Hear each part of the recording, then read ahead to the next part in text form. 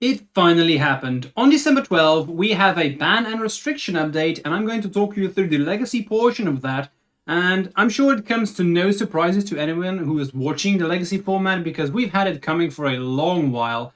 So in general, they took a really conservative approach, which is not bad. I'm okay with this, even though I really wish they would have done more. So in this video, I'm going to go through the announcement, see if I agree with the reasoning that they put into the document, and then let's talk about the impact on the format, the predictions that I'm seeing for the meta, and lastly I will discuss whether I think this is enough, and also keep in mind that I could be very wrong about this, because of course I can't look into the future, but I'm going to talk you through about what I think is going to happen, and also this is the first video I'm going to do like this. Let me know if you like it. I want to do more shorter videos like this because I think it's a nice variation with me just doing gameplay videos.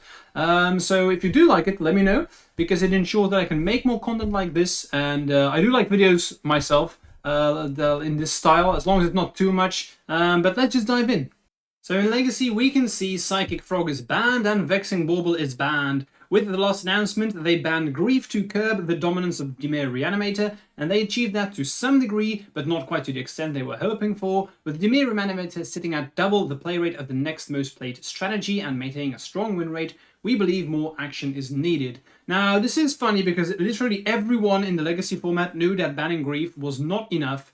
We are seeing a cadence here, which is happening all the time, where everyone in Legacy knows what should happen, and Wizards wait for a couple of months until they finally decide to act on this.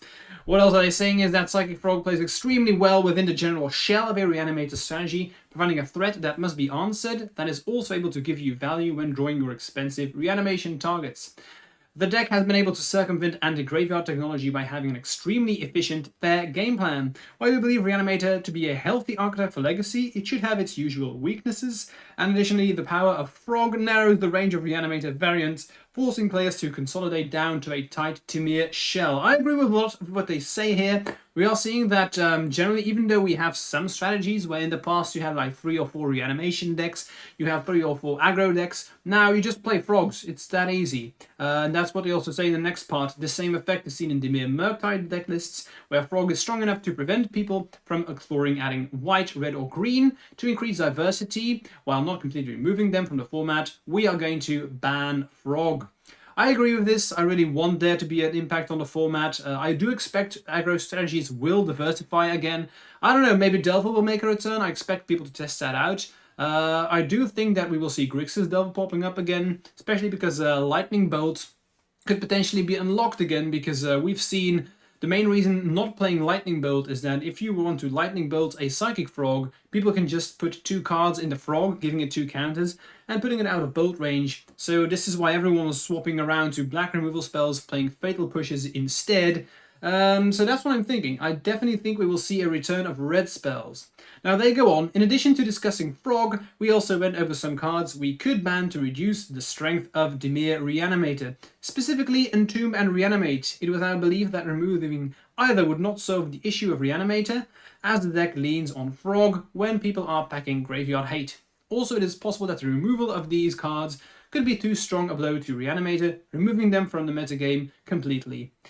I mean, I'm okay with this. Honestly, I think Entomb is just such a good card that I could see it being over the line in Legacy, because we will have strong creatures being pushed into the format occasionally, so Entomb has also been banned in the past, but I'm okay with them taking Frog, don't get me wrong. I just think that, this is fine. I'm okay with this, and I do expect this to work. I do think Reanimator will get a big hit from these bans, and also now you have to play dedicated Reanimator again, because you can no longer win with Frog on its own. So I do think that they are going to be successful with these bans. That's what I expect, at least. Now, what else can come from this? I'm unsure if we will see a return of Orcish Bowmasters. Before the Frog, we actually saw everyone who was playing black playing the Bowmasters, and I do think we will have some increase of the card again. Now, is Bowmasters on itself good enough to stay in black? I'm just not sure. In the past, Grixis Delver, they usually played a lot of red spells, with Dragon's Rage Channeler, for instance. And I'm not sure if black, well, people are definitely going to play Orcish Bowmasters, but black could potentially go back to being the splash color as it was in the past, which is fine. Honestly, I'm okay with that. It should be okay to play that. And I've always felt that even Orcish Bowmasters is a good card. It's not insanely powerful if you can play around it. We've been seeing that people have adapted to the card and know how to play around Bowmasters, keeping brainstorms at the end of turn, etc., waiting for an opponent to play Bowmasters in response brainstorming. So I'm okay with Bowmasters staying in the format. For now, I could potentially see the card being played everywhere again, and then that could change, but for now I'm okay with this. So that's generally how I feel about the Frog ban. So, moving on. One of the pillars of Legacy is free counter magic. It is part of the glue that holds the format together. When strategies can ignore this pillar at very low cost to their primary proactive game plan, the format can begin to fall apart. Look at Mystic Forge, Painter's Servant, and other red Ancient Tomb decks. They are happy to include a 1-mana artifact that can replace itself when it's no longer useful. No surprises here, of course. We see that they're correct. Force of Will is the glue that holds the format together. Free interaction spells prevents broken combos from always being able to do their thing. Vexing Bauble was created to prevent combo decks from being just, being able to do that combo without any interaction. But actually that didn't work. It enabled them instead of preventing them from doing this. And they agree with this. So they say the inclusion of Bauble is a rather recent development in the Legacy metagame. It has proven to be successful and powerful. With a concerning win rate among decks that include multiple main deck copies and its inherent strength against the pillar of the format, it has been banned. So I agree with this. Generally, Mystic Forge will get a huge downswing from this because they usually just want to play 1 or 2 powerful spells.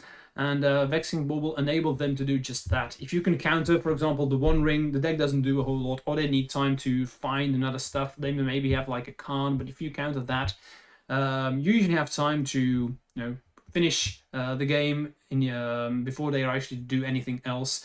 You also have stuff like Sneak and Show or Doomsday that are playing it. So I do expect that Force of Will be able to police the format again, which is what we want. This is a very, very good thing. Now, potentially, what another consequence of this could be is that Chalice of the Void could see return, especially with Delver decks potentially coming back.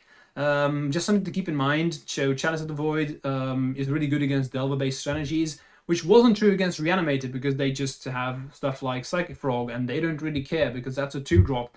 So something to note. And they finish up with saying, when Frog and Bauble are removed from the format, several of the top decks will need to change. The recent success of Nadu, Breakfast, and banned Green Sun's Zenith decks has us keeping a close eye on Nadu. For now, we believe the changes should navigate the format into a more diverse and healthy position. Definitely agree with the last part. Legacy will become more diverse and healthy, but I also think that what they are saying is correct. I'm very afraid of Nadu moving forward. It's pretty much been banned everywhere it's legal in, and I expect the same will happen in Legacy as well. So it's a nice segue to my next question. Which decks will benefit from this all? And I definitely think that Nadu is one of those. Nadu was already at the top of the format, and that's not going to change. And I'm also afraid of Eldrazi, because Eldrazi was also on top of the meta, and they didn't take any hits from these bans because they usually play Chalice. So, I don't know, that's the 2 decks I'm worried about. They didn't say anything about Eldrazi, which is interesting. So, yeah, it will be interesting to see if that's enough. It's also interesting to note that Red Stompy will come back. That's my expectation, at least, because it struggled very hard against Frog decks. And I also talked about Chalice potentially becoming a card again. So Red Stompy, I could see the deck coming back. Now, last question. Is this enough? No, it's not. At least that's my expectation. I do not think that this is enough, and I do expect new bans. The new bans are coming on March 31, when the next ban announcement has been already announced. So I expect Nadu and something else, or maybe even multiple things from Eldrazi going at that date. Now, I could be wrong about this. Let's see how the meta shapes up. Of course, I'm looking at this from the glasses that we have right now, looking at the current meta, so maybe the meta changes enough that it's not going to be true. I hope it is. I just wonder. Those are 2 things that I'm afraid of, and we could have another Eldrazi winter as we've had in the past. But too soon to tell. I am excited to play Legacy again. And I'm curious to hear from you. Are you excited to play Legacy again? Do you think this is enough? Let me know, and remember to subscribe to the channel if you enjoyed this content. And for now, keep on playing Magic, and I will see you soon. Bye.